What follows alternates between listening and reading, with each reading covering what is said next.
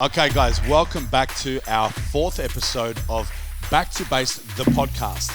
We have got our third guest, and that is the one and only Dr. Professor, the Genius. What do we call him? Is that any of those ringing bells? It's Andrew Locke. He'll take all of them. Oh man, I've got the Reverend as well. Don't forget the Reverend. The Reverend, welcome. Let's stick with that one. So we've got the Reverend Andrew Locke, who, if you've been following Australian Strength Coach, which is me, you will know. And actually, he features a lot on the Base Body Babes page. Yeah, we love Andrew Locke. But we've been working with Andrew for the last few years. And before we get him to introduce himself, I'm going to tell you guys how I met him. So a few years ago at our old gym, that was Base Gym in North Sydney, I got an email from Andrew Locke saying, is it okay if I come down to Base Gym and treat my patients from Sydney, because Andrew's from Melbourne? And I thought, okay, I'm always welcoming guests to our gym, but I didn't know who he was. And we had a physiotherapist at our gym, and I said to him, this was Paulie Exides, and I said, hey, Paulie, have you heard of Andrew Locke? And he's like, that's the man, like, get him in. What did he say? Why do you ask? And it's like, okay, well, he's emailed me and he's asked me if he could treat his patients from our gym. And he's like, 100% you need to get this guy in. He's the man. It's like, wow, okay. So I asked a few more people, and the general consensus that I got was, I went to this physio, I went to that chiropractor, I had this injury, and then I went to Andrew Locke and now I'm fixed. And it's like, wow, this guy's got quite the reputation. Anyway, so I was really excited to meet this guy. And finally he came down, I showed him my gym. I was training, I was deadlifting that day.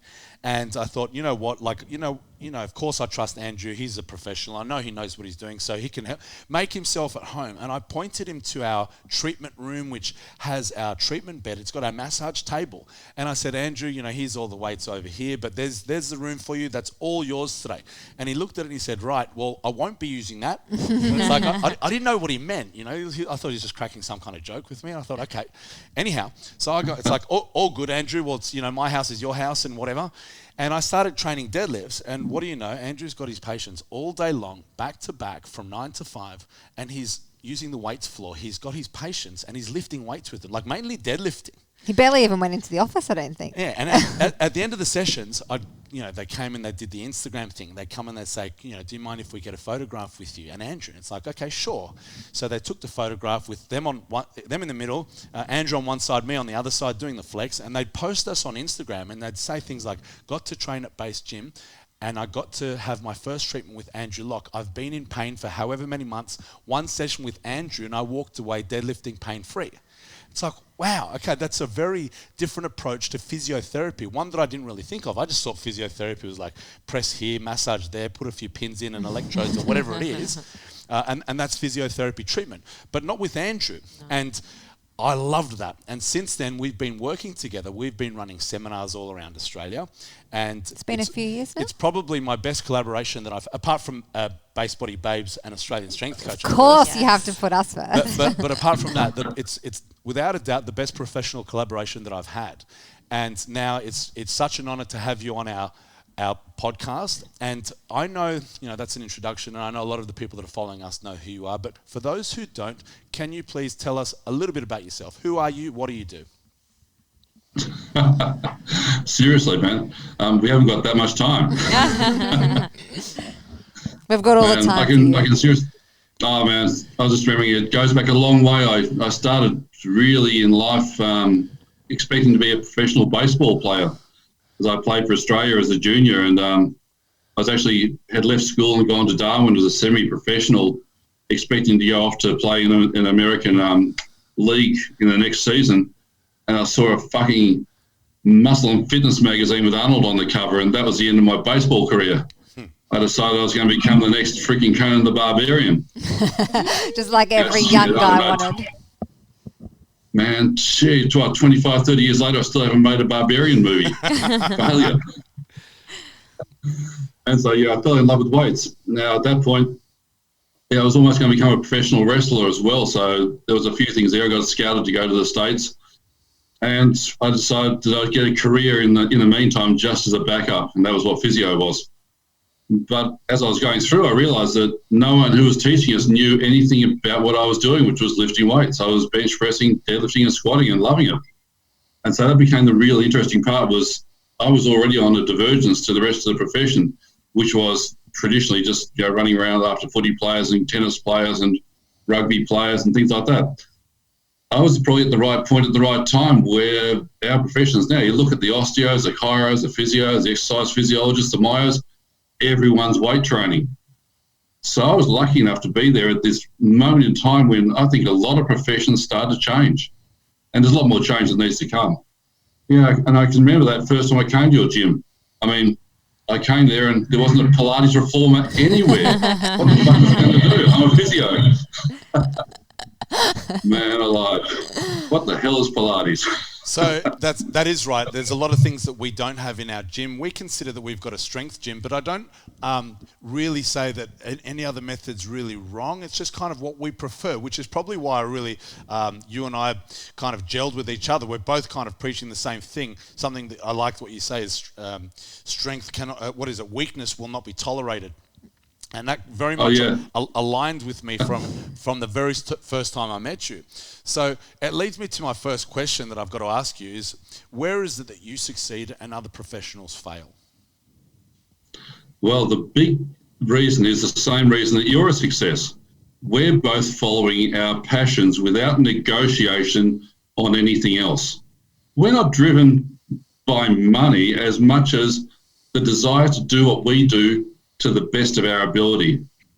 And that's what you do, and that's why you're a success. When it really comes down to it, you're going to do what you got to do because you can't live any other way. I'm exactly the same way. I have an absolute burning desire to be the best on the planet at what I do.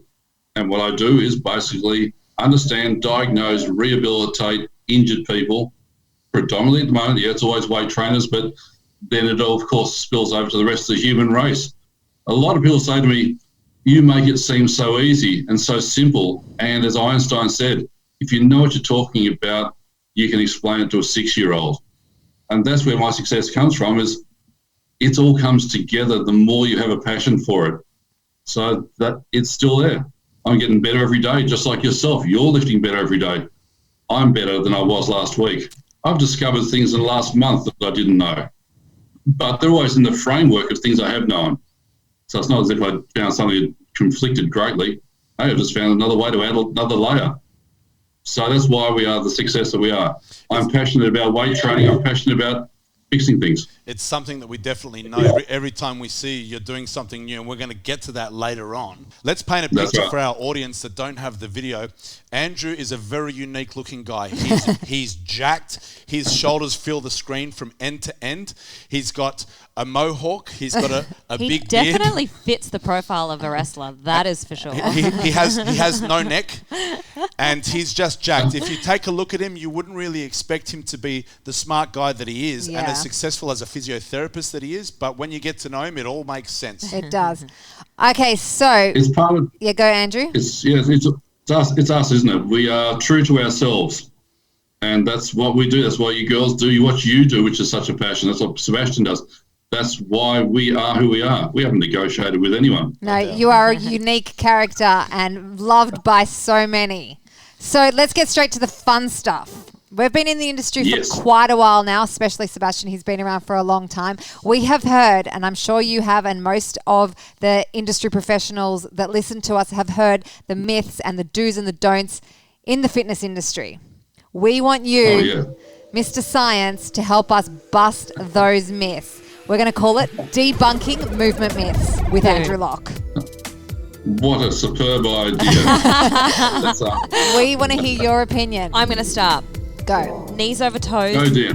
Knees over toes in the squat. Yes, no, and why? Yes or no? I'll just take a video of any Olympic weightlifting competition. The knees are heading over the toes, aren't they? Yep. Yep. So where are they supposed to go? They're not supposed to go there. Backwards? I don't know. There's a simple principle, I think, which we should encompass, and it doesn't matter whether it's knees or necks or anything, and this helps us dispel that, is a joint will never go where it shouldn't go anyway. Mm-hmm. If your knee can naturally move over your toe, well, guess what? Evolution gave that to you for a very specific reason. And if you happen to have a freaking long femur and a short toe, or a short torso, not a camel toe, a short torso and a long femur, you're going to have to get that knee out there somewhere to get your center of mass over your base of support. And that knee's going to move over your toe, and you're going to be a hell of a lot better because you did. Okay. Hopefully then you've got a hip structure that associates with it. So, yes, knees can go over toes. Yeah, that brings us to our next point, the VMO. VMO strengthening for knee rehab. Let's hear your thoughts on this one. Absolute, complete, total bullshit. There is no shred of evidence that there's ever such a... I mean, I've left something from a gate there open. Have I? No, there's no such muscle as a VMO. It doesn't exist. Now, the thing about it is, when you look back at the studies that described why they called it a VMO, remember, what I need to help the listeners understand is there's a muscle inside of your knee called the VM. That's your vastus medialis. It's not a VMO. The big thing there is your vastus medialis. The O was supposed to be some small fibers in an oblique fashion. Okay, the first studies that were really looking at it were using surface EMGs. They couldn't see under the skin. They're placing surface EMGs on a muscle that's called the VM, and they're calling it an oblique fiber. It was so poorly done. Now, there was a lot of wonderful research done many years ago, now about 10 years ago, which you can hunt up, and it's found out that the problem really was that a lot of the physios who were, was a lady called Jenny McConnell, I think was the original person about 30 years ago, who made this proposition, that a weakness of the muscle on the inside of your knee allowed your kneecap to fall outwards. Well, that was dead wrong, because what they were doing is they were doing open chain studies, not closed chain studies. Put a foot on the ground, you'll see its internal femoral rotation. The femur's falling inwards. The kneecap is not moving outwards. It's a position where it's staying, but the femur's rotating inwards. That's got nothing to do with the muscle on the inside of your knee, but to do with your ass. Yeah. So rehab for and using a VMO is a total, complete waste of time and a lot of money. I worked with the best people who are VMO specialists back when I first graduated. 12 months later, they're still doing bullshit step downs on the same patients who aren't getting any better. Mm-hmm. Now, I see a patient once, and a week later, they're better because they started to use their ass to control their femur. So let's stick a stake in that one like a vampire hunter, huh? Like that one's dead. That one's dead. You got that one very nicely. Okay, round back deadlifting, good or bad? It all depends who you are. Mm-hmm. Now, I actually had a patient came in yesterday, funny enough, came from the same place that Konstantinov's came from. She had a humongously big thoracic kyphosis. So that's KK. Now, that's the famous deadlifter that everyone refers to. For those who don't know, he's sadly passed away, but he's a current world record holder in the 125 kilo class, 426 kilograms, no belt, very rounded back, and a lot of people will refer to this guy when they're talking about round back deadlifting. Continue, Andrew. Mm-hmm. Yeah, so I actually think I've seen a little genetic relationship here. And she could control her thoracic kyphosis. When she bent over to pick up a bar, she looked like KK, but she was about 100 kilos smaller. And it is exactly the way she should lift. Now, what do we talk about round back lifting means?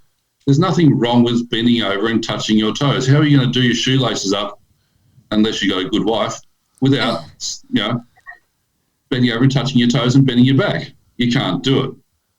So what's wrong with bending your back? Nothing, as long as when you load your spine, that it doesn't bend anymore. There's the game. So that's when we use the word flexion movement and flexion moment. So when you put a load on your spine and it's flexed, nothing wrong about that. But when you start to lift it up, you start to move it, don't let it flex any further. That's called a moment arm. It's like a crane lifting. Now, if you go deep sea fishing and you happen to catch a big marlin out there, you'll see the rod will start to bend the more it loads. That's not the way we lift. That's a flexion. There's your round back. movement under load. So that's bad. So we must say flexion moments are fine. Flexion movements under load are not a good idea for the lumbar spine. So it has its two parts. All good. Great explanation. Now we're going to go on the opposite end of the spectrum and talk about bending in the other direction. Arch back benching in a bench press. Is it good, bad, and why? Well, essentially, case by case, but in the true main, in the majority, it's the best thing you can do to look after your back. Now, just remember, a structure is more stable if it has an arch than if it has just a simple straight line.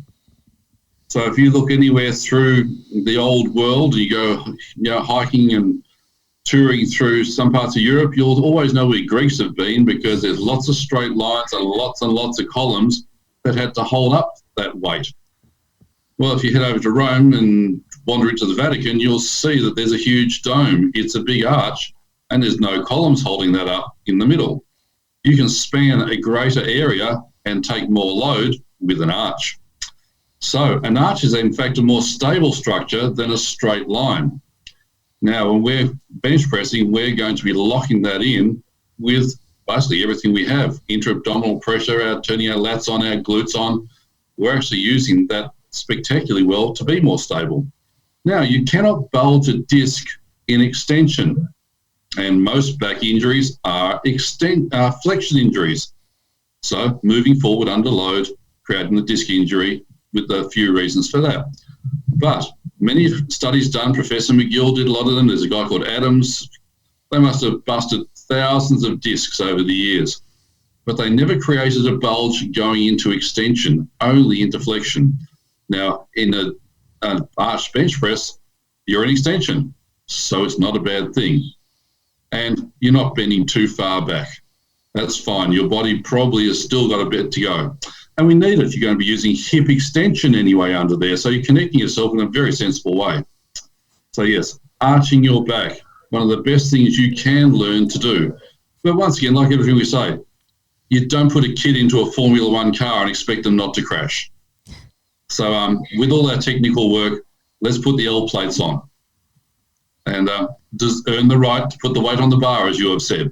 Well, on that note, talking about kids, the last one we've got for you, lifting weights for children. Yes or no? Is it safe? Sure. Yeah, sure is very safe. Guess what? Good technique is universal. Teach kids great movement patterns and they'll become excellent adults. And they'll be adults who move very well and they'll be less likely to get injured. So definitely teaching a kid to move under a load with excellent technique, what a wonderful skill to give a kid. Brilliant idea. Love that. But don't try and set... What can be said about weights for children stunting growth? Is that a myth? Oh, it's probably up there with saying Pilates fixes backs.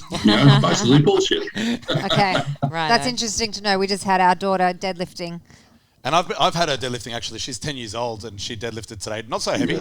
Not so heavy that it was going to break down technique. Of course, she's my daughter. She's in the back here with her thumbs up. She's actually started deadlifting at the age of 7. And we started her with a technique bar with 15 kilograms. And I put up a video on social media. And, of course, I would never want to hurt my own daughter. And I'm very aware, like I've been working with you for years, and I know these things. I just know that you explain them a lot better.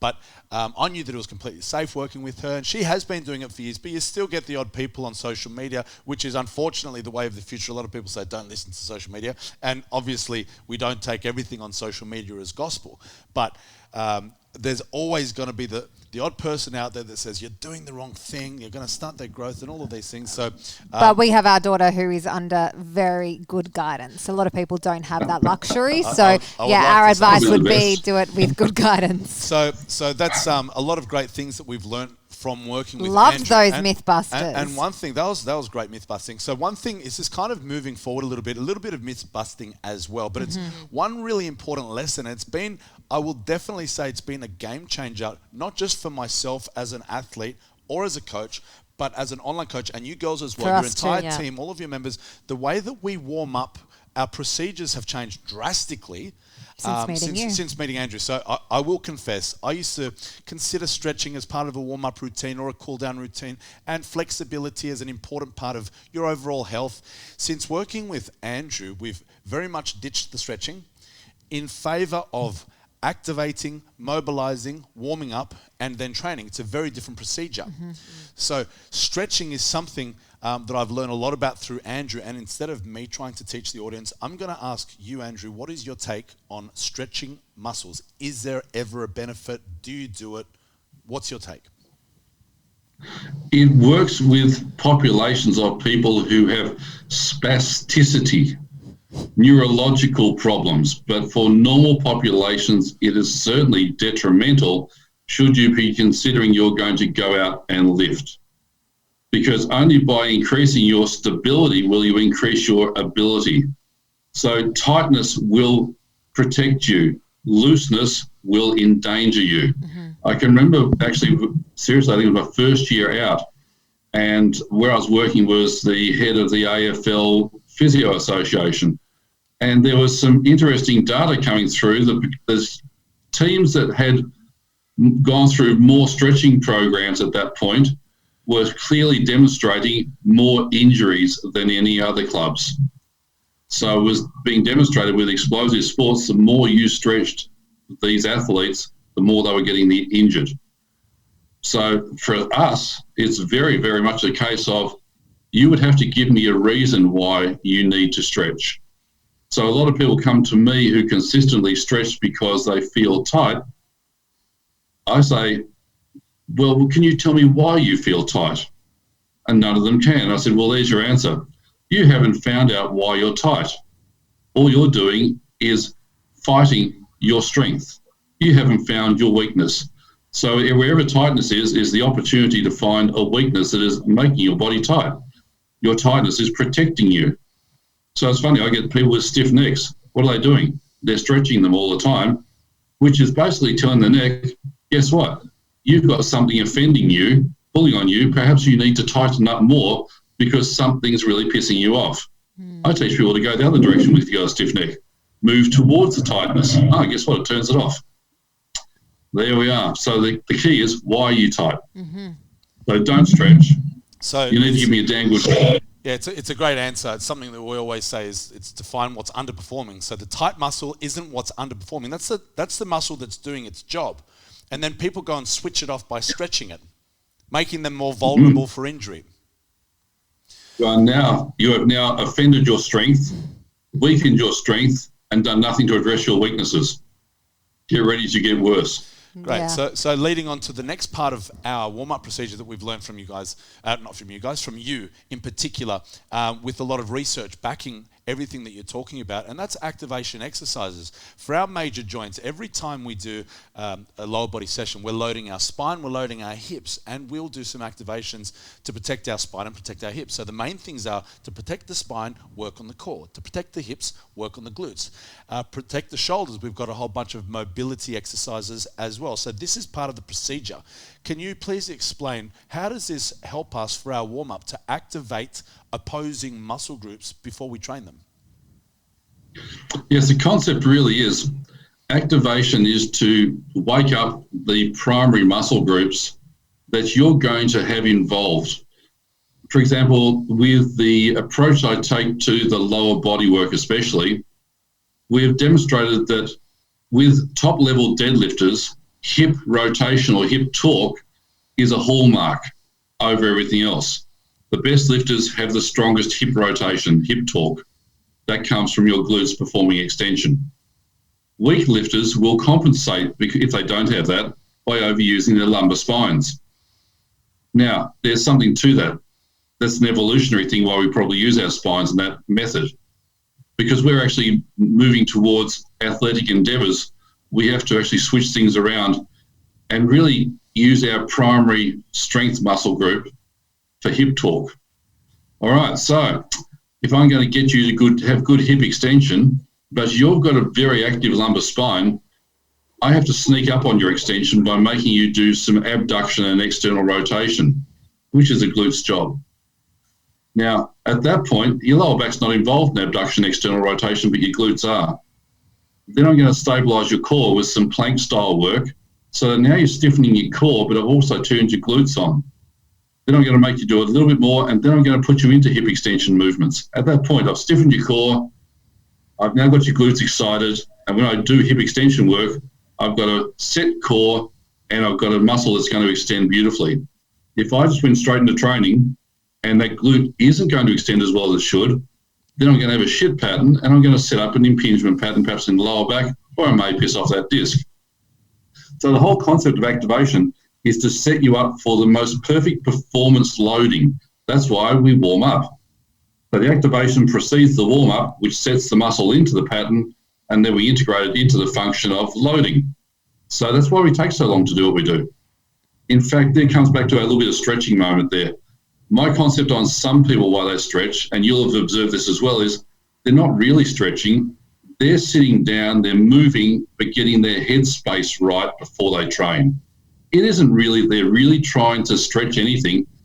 They're getting head space. They're sitting down for 20 minutes, half an hour, and they've got to get their head space right. So what are they going to do? That's what they call stretching. Realistically, they're just feeling themselves move. It's more a mental game, I think. I think you'll observe that with some of your lifters as well.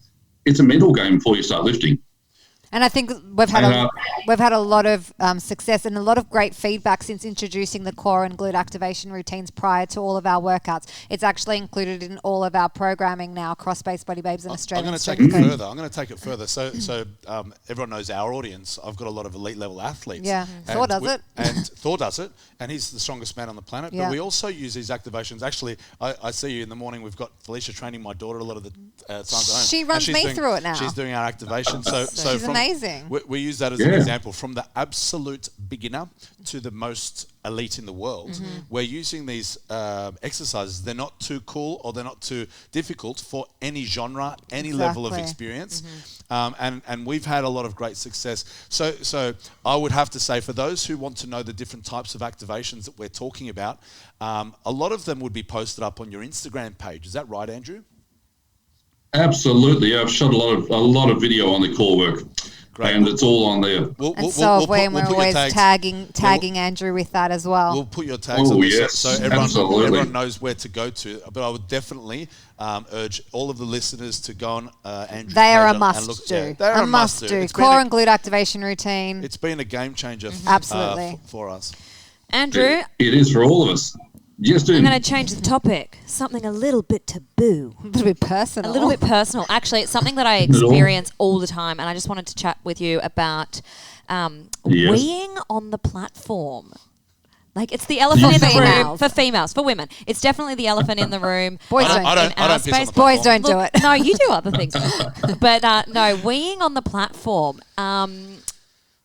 Is it normal?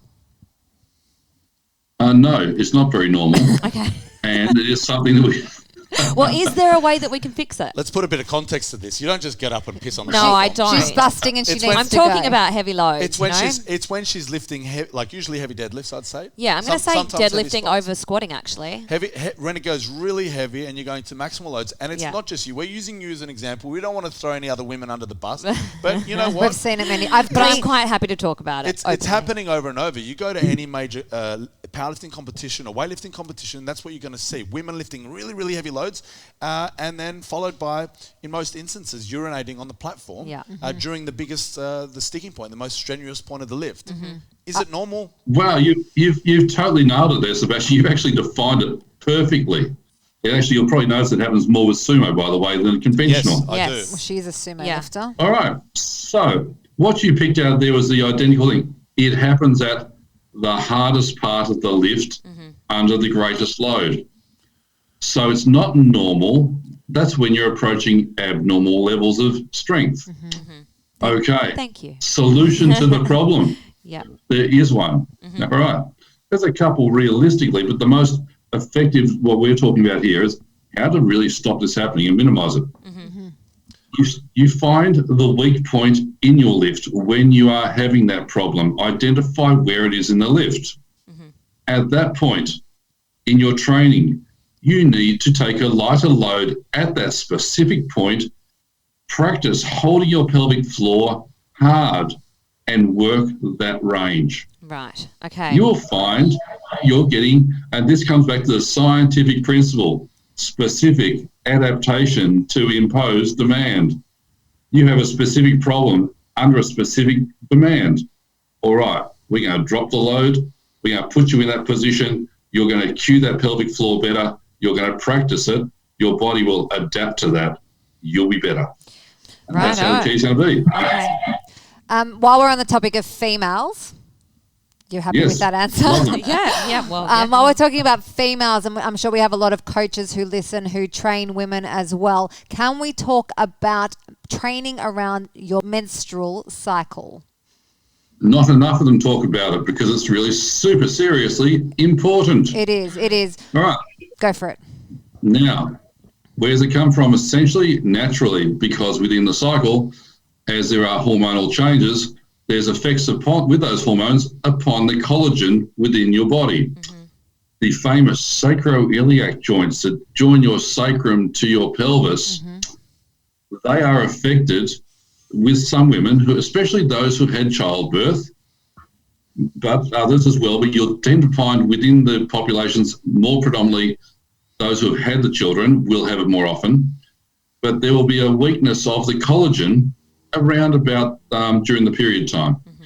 Interesting, I have some people who work with the AFLW, and they've said that within studies they're noticing more anterior cruciate ligament injuries during period times. Mm-hmm. Yes, that associates the same problem. So we're seeing that there's a relationship between lack of muscular control and some weakness of the collagen in the ligaments. Mm-hmm. How do we train around that? That's the next question, really smartly. All right, think about the sacroiliac joint. All right, it's where, if you're standing on your feet, it's where the weight transference will go through from your hip, through your pelvis to your spine, essentially. Mm-hmm. This is the point where it happens. So don't do single leg work during that period time. Do double leg work. Okay. No single leg pressing, no step ups. Mm-hmm. Keep that out. Move to double leg work during that time when you feel more painful or when you feel less stable. Mm-hmm. Double leg work, hey, guess what? I'm feeling okay now. Then you can move to your single leg programming outside of that time and you'll be fine. All right, so that's where there is a hormonal relationship. There is a way to approach training with it, all double leg stuff. Feet both closed chain on ground, great. Wow, I like that. That's really interesting. That's a really good point for the women out there because it's something that we experience every month. Because the glutes actually help close the sacroiliac joint as well as the transverse abdominis. So we do talk about ab training there. Bracing work is certainly going to assist as well. Mm-hmm. So if you're looking at core work, I'd tend towards braced core work, especially going into that rather than movement core work as well. So there you are, braced core work, double leg work, great, you'll be fine. So we're talking like the couple of days leading up to the period, when the period starts, around that time. Yeah, usually that's about, so there's sort of like, for many people I'll say there's about up to a 5-7 day experience there where they just know they're not quite what they should be. I definitely feel it.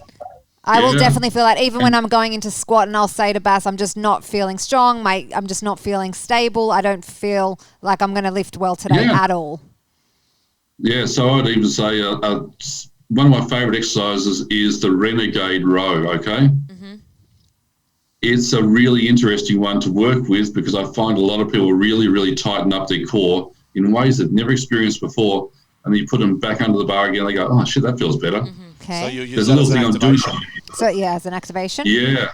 I've actually started to include that into a lot of activations for people who I've noticed with hip problems. Mm-hmm. Mm-hmm. So for your lower body movement, so like prior to squatting? Yeah. Okay. Oh, and it's a beautiful, I mean, I make it very, very strict. You can't move the body at all. You've got to be tough. I have seen people doing them with heavier weights, but they're moving their bodies too much. Mm-hmm. You've got to stay tight. Okay. So the tighter you get, have a go, even shoulder touch, we call it. You're into basically the push-up position. You just reach your right hand to your left shoulder and down, then to the opposite. But you've got to do it slowly, no rush. There can't be a move. Anytime you see acceleration in a movement, that should be controlled, they've lost control. Loss of control. Mm-hmm. So something I love about everything that we've spoken about so far, it's a common theme that I know this because I work with you, and I don't want to take it for granted and just go past it. But everything you're talking about, every problem we're talking about, the solution is to strengthen something.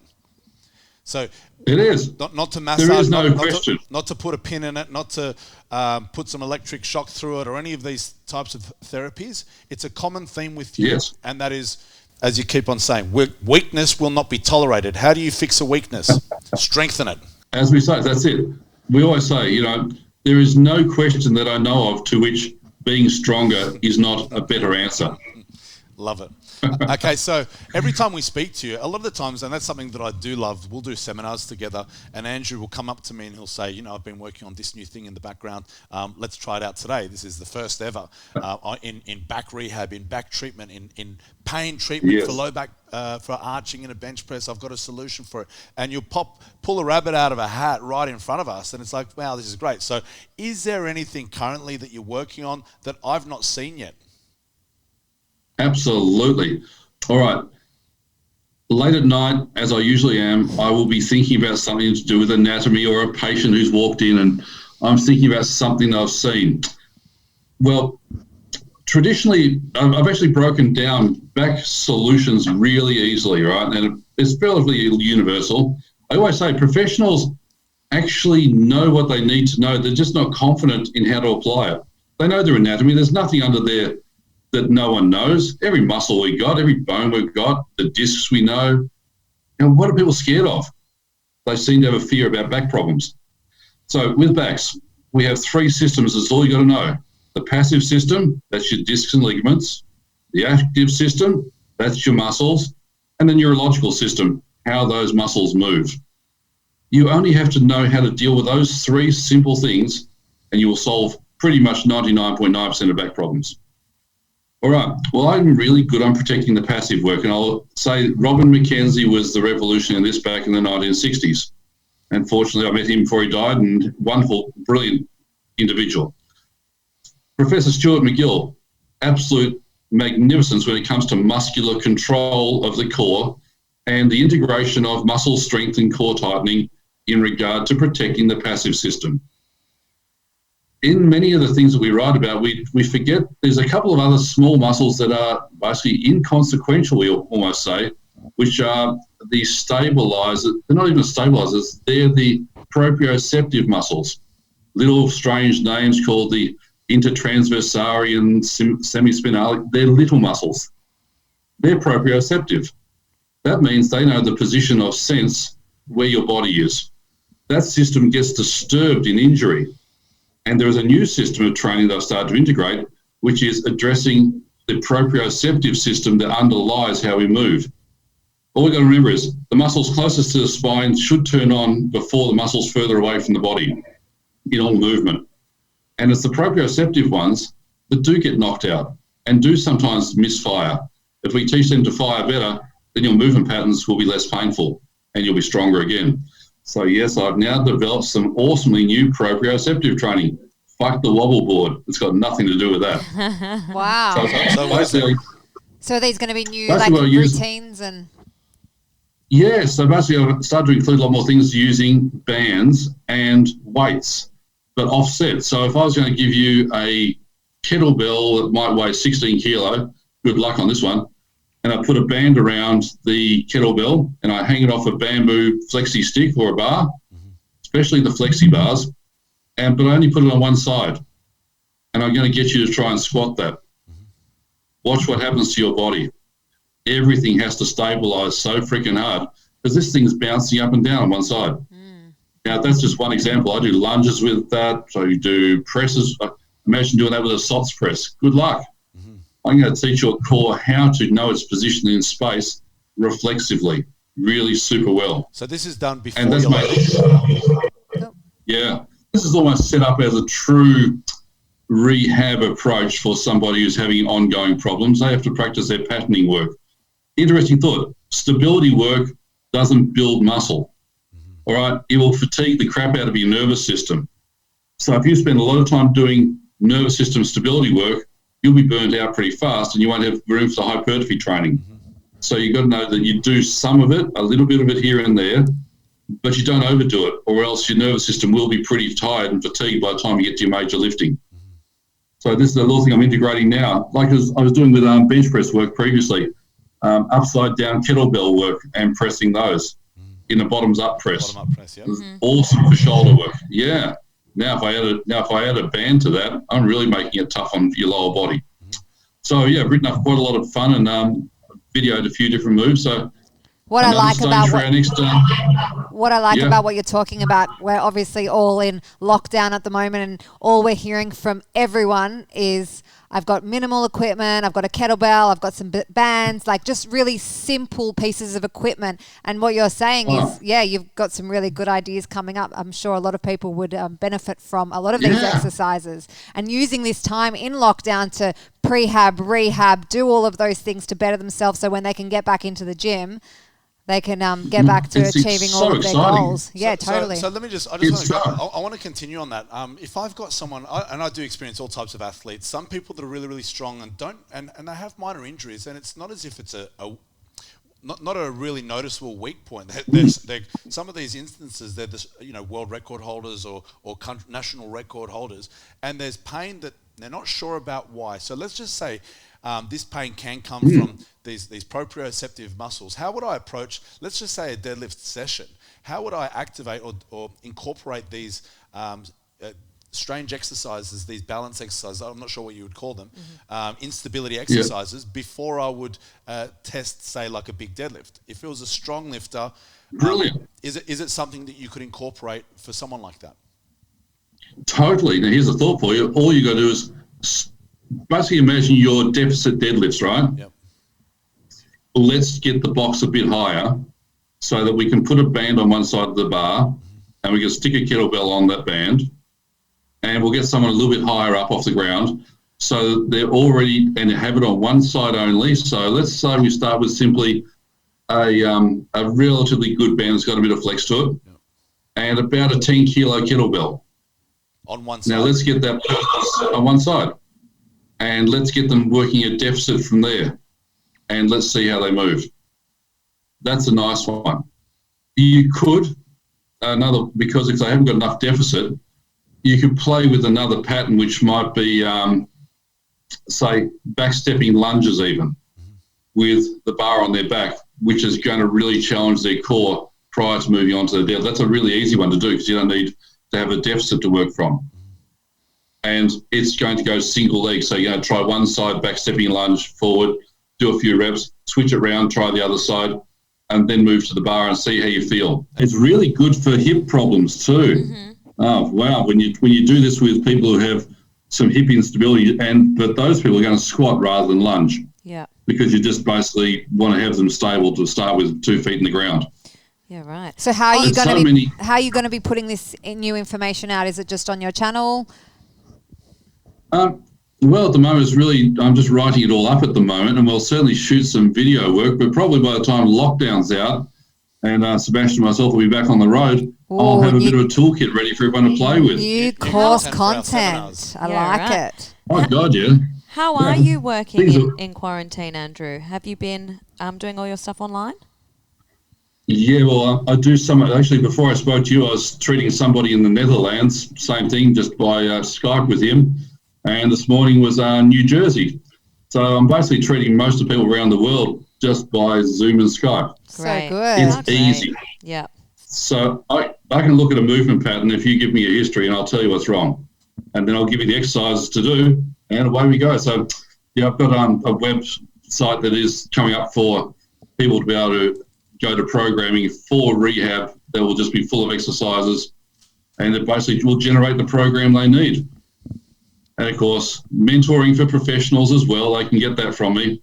So I'm putting a mentoring stream in for any sort of professional who wants to learn how to be a brilliant rehab professional. So exciting. I guess it's a great advantage. The way that you treat your patients isn't by poking your thumbs into them or anything that's really manual face-to-face. You can pretty much prescribe exercise to anyone, regardless of whether you're in the same room with them or not. So I guess the style of rehabilitation specialist that you are, I guess from a business standpoint, not only does it work for you, but for people that are out there thinking that exercises can't be a prescription for injury prevention or rehabilitation, kind of take note. This is the way that the world has to adapt. Who knows what's going to come after COVID-19?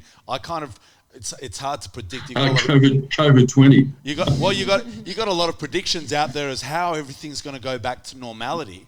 And I know there's going to be a lot of paranoid people that don't want to have face-to-face contact with large groups, for example. So I think so much is going to... Well, yeah, I don't want to throw her under the bus, but yeah, Felicia's probably one of them.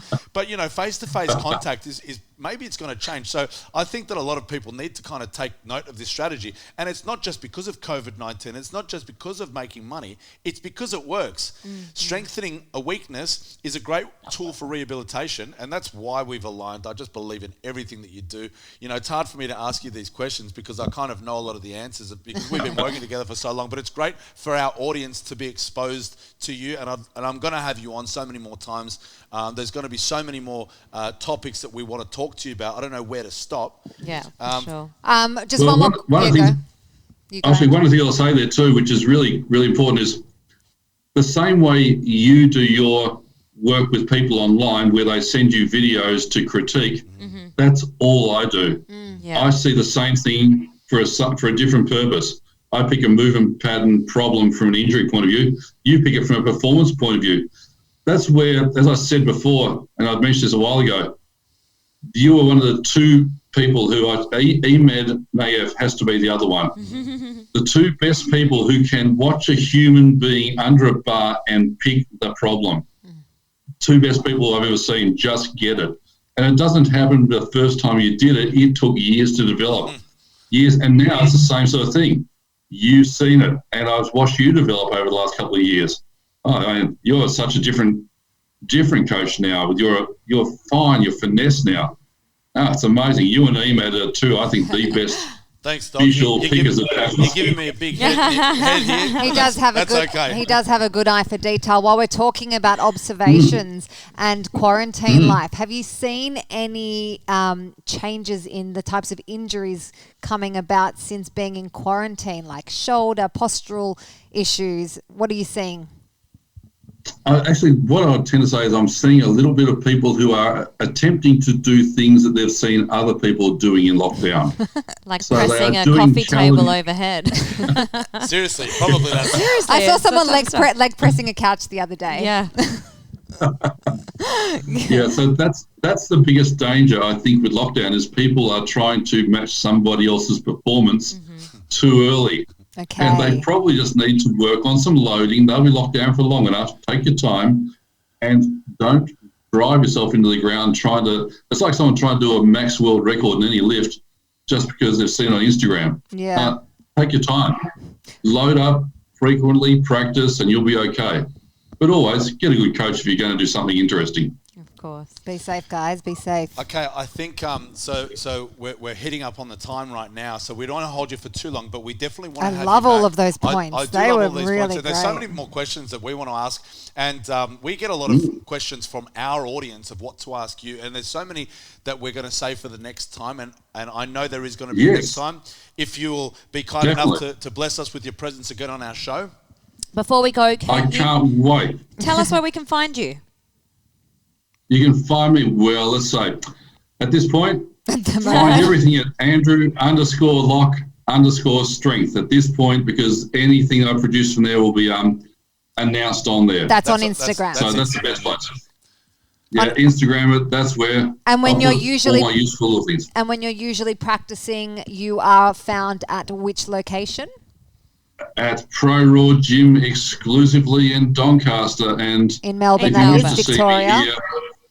Yeah, and seriously, it will take you 6 weeks to get in to see me if you start trying to book now. So. And what about all of the people all around the world? Do they just check out your Instagram and then DM you or email you? DM me on Instagram. That's the place to be. Okay. And I'm looking forward looking forward to hearing all those wonderful people with easy problems to fix that no one else did. Well, seriously, we've never had so many clients come to us saying there's only one person that's ever fixed me, and it's Andrew Locke. It is definitely like it's literally. I said it at the start of this show. Yeah. People come to us and they say, I've got this problem. I went to this physiotherapist. I went to that chiropractor. And then I went to Andrew Locke, and now I'm fixed. Yeah. So love having you on. Love working with you. Love everything that you're all about. Yep. And we're sure if any of our audience want to find and learn a whole lot about you, go to his Instagram page. Thank you so much for jumping on our show, Andrew. Can't wait to speak to you soon. Thanks, Andrew. Yes, just remember, train hard and stay big, all right? You're a legend. We'll try. We'll try and stay big. He'll stay big for us. Speak soon, Doc. Doing well. Thanks, Andrew. Andrew. Bye. See you, Andrew.